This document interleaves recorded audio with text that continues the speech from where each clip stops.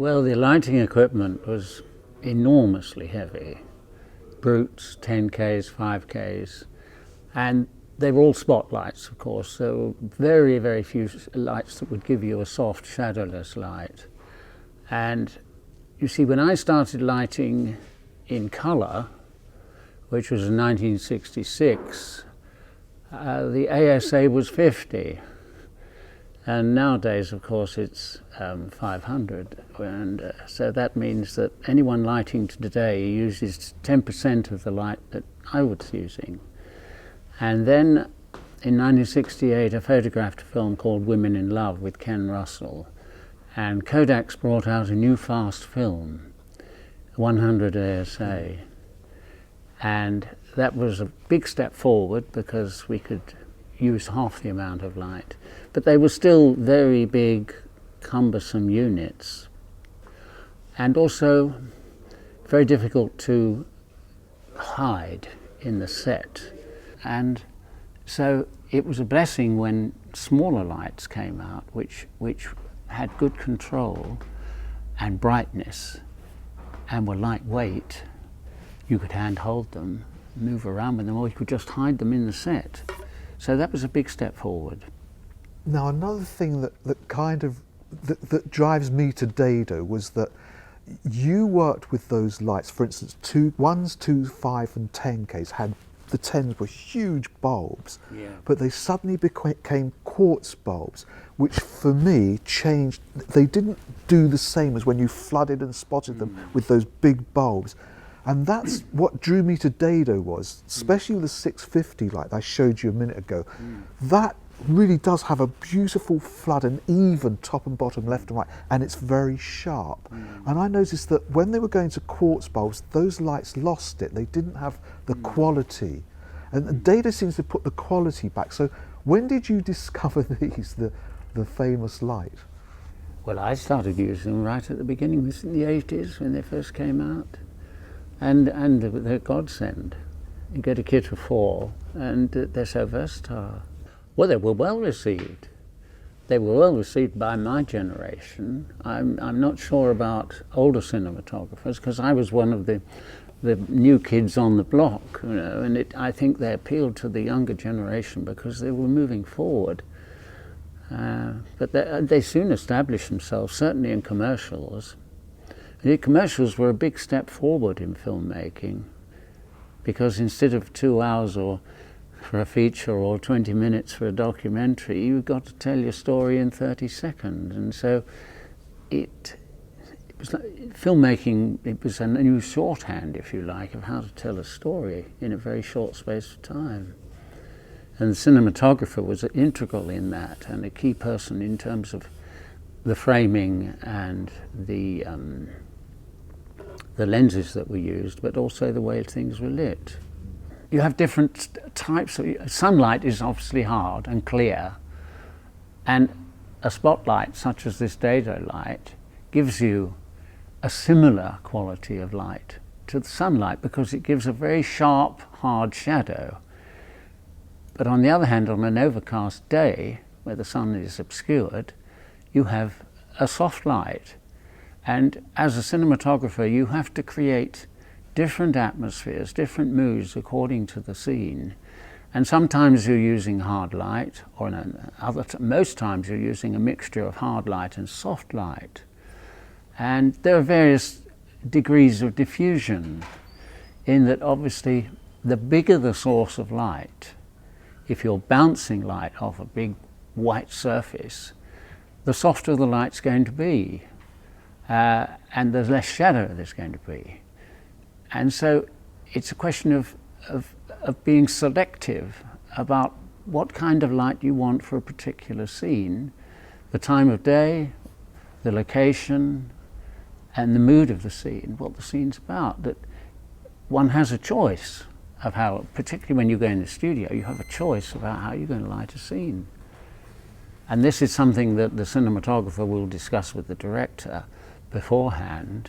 Well, I find the Dedo light very useful if I'm doing a candlelit scene and I can't get enough exposure from the candles, so I've got to get in a small light that can be hidden somewhere, and just by you know, adapting the colour temperature, I can make it look as if it's the real candlelight. Yes. But in fact, it's a supplement to what's already there. I did a film with Peter Yates once called Suspect, and there were a lot of scenes in prison, and I wanted to get the prison bar effect with hard shadows. And I finished up either opening the door of the lamp to get a harder shadow. Get rid of the Fresnel and yes, to get. But these lights will do that without opening the door, which of course is something you can't do today because of safety considerations. Yes, and also the 650 has a spot attachment. Now the smaller lights, some of the smaller ones do, that you can put gobos in, so you can make shapes, any shape you like. Yeah. So he's thought of that as well. Clever. Yeah. Very clever.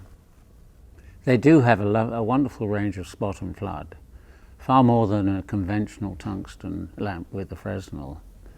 Yes. Well, you'd have used an inky dink, wouldn't you? You'd have used I was very fond of the inky dink, yes.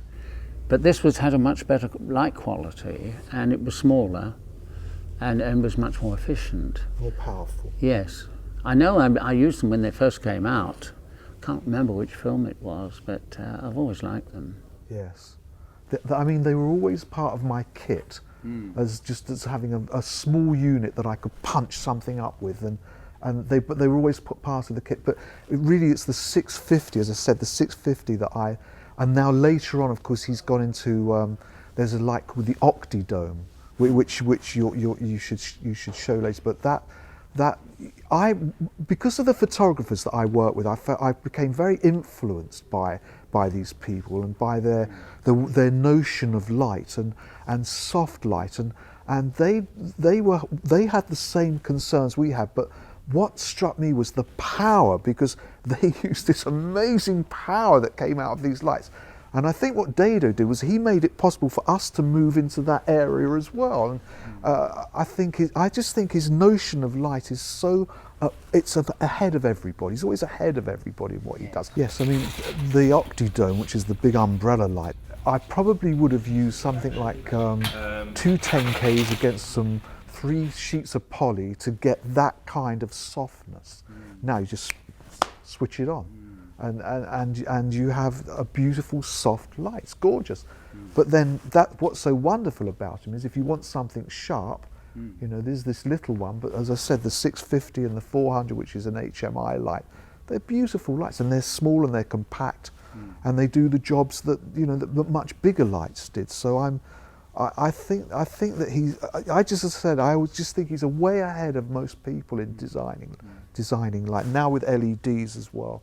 It's exciting to see what's happening to LEDs as we become more conscious of energy and not wasting things and pollution. Obviously, the way forward has to be something like this because they are so economical.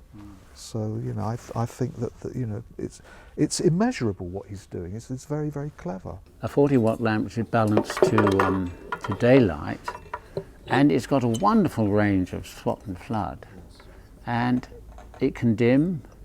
And it's just extraordinary that, and it can come off the mains or battery, 12 watt or 2. So, I mean, that's to think what you can get out of that, and it's daylight colour. Yes, it's incredible. Yes, absolutely. It makes our work so much easier. Yes, exactly. Whenever I do a workshop at a film school, I always have a set, and now that I've seen these latest developments, I would include those in the package. I love this light, it's my favourite.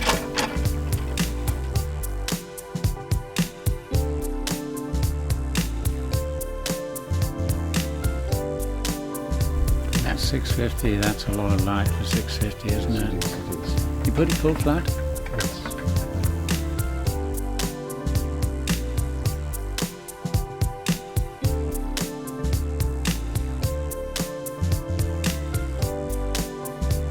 It's beautiful. It's absolutely beautiful.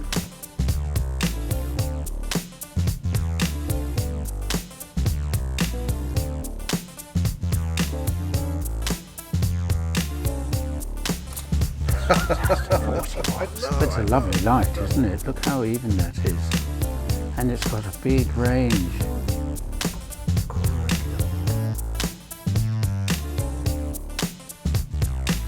why I love this light is just the quality of it alone. Just look at left to right, top and bottom, beautifully even. You can put your meter left to right of this beam, it will hardly move. In fact, it probably wouldn't move. It's just a beautiful light, beautiful shadow, gorgeous sharp shadows, beautiful quality. You can do anything with this light. Also, you can put a projection. You can put the spot attachment on. You can put gobos in it. It's just such a versatile light. Does so much.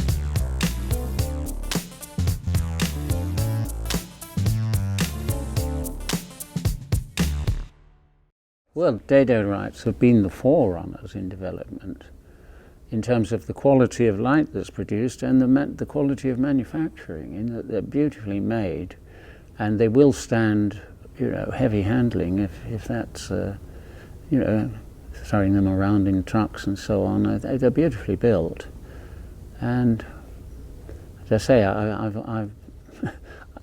I wish I was still working. If I was still shooting, I would be able to use these more, but I just come across them in film schools now when I do a workshop or something, and that's always enjoyable. It's always exciting to find a lamp that is fulfilling the needs that I was looking for all those years ago. Well, I met Dedo at Camera Image some years ago, and I was very conscious of the fact that he was interested in what I had to say and how I regarded the lights and what I was looking for with a particular unit, and that's essential, I think, and that shows forth in the design of what he's created, that yes. he's making these lamps for cinematographers. Yes, I asked him, I met him, Dave Morphy introduced me to him some years back, and I said to him, what would you have done differently after selling so many of these lights? He said, I could have improved it. That sums it up. Well, there's always another improvement down the road somewhere, isn't there? Yes. Thank you, Stuart.